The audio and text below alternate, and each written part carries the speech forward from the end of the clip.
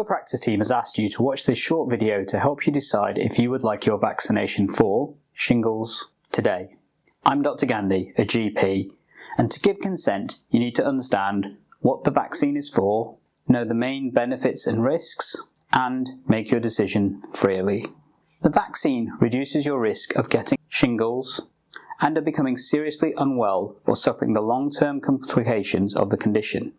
It can't give you shingles, but like all medicines, it can cause side effects. The most common side effects are mild and short-lived, such as a sore arm, a slight temperature, headache, bleeding at the injection site, or aching muscles for a day or two. Serious allergic reactions are very rare, but the team here is trained and equipped to deal with them quickly. The shingles vaccine is also most likely to give a stronger local reaction to where you've been injected and flu-like symptoms that can last for 1 to 3 days. Before we go ahead with giving you the vaccine, you can ask any questions you like.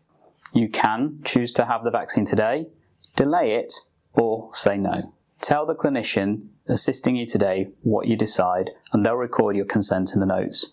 I'm passing you to them now to help confirm that.